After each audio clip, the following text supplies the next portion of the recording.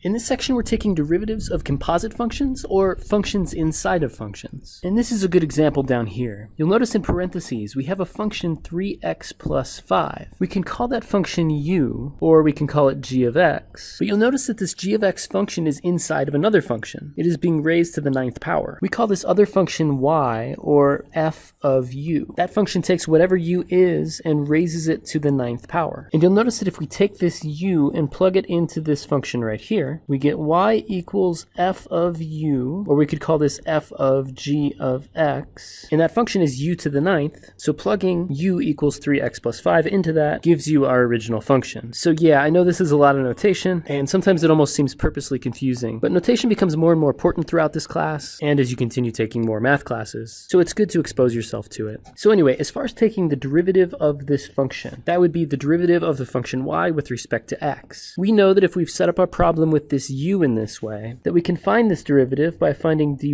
du and multiplying that by du dx. So how do we find dy du? Well, we need to have y as a function of u, which we do right here, and we can find this derivative just by using the power rule. The derivative of u to the 9th is 9u to the 8th. Okay, good. How do we find du dx? Well, to find du dx, we need u as a function of x, which we do up here. The derivative of 3x plus 5 is then just 3, and we now have the two pieces of information that we need to find dy dx. We found that dy du was 9u to the 8th power, and du dx is 3. We can simplify this a little bit by multiplying 9 times 3. And then finally, since we were taking this derivative with respect to x, we want x's in our final answer. So we can plug u equals 3x plus 5 back into the final answer. And that does it for that problem. However, I feel like I'm doing you an injustice if I imply that that's really how we normally take these derivatives. So let's start back with our original function. So when we start to find our derivative dy dx, we start with the outermost function, and we notice that the outermost function is something raised to the 9th power.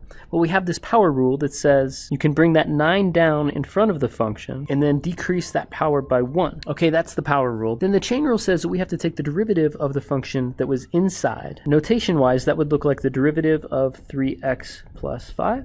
Of course, most of the time we can do this derivative in our heads. We know that the derivative of 3x plus 5 is just 3, and then we can take that 3 and find our final answer by multiplying it by 9. And this right here is more along the lines of how we typically find a derivative using the chain rule. Obviously, both methods are going to work just fine, but I think doing it this way uses a little bit less notation, which I think is typically appreciated. Okay, anyway, I hope that helps you out with the chain rule. I'll see you tomorrow for the next one.